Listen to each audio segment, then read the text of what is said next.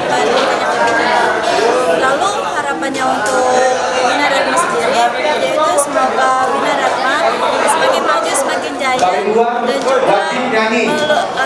menghasilkan mahasiswa yang lebih bersaing untuk ke dunia internasional.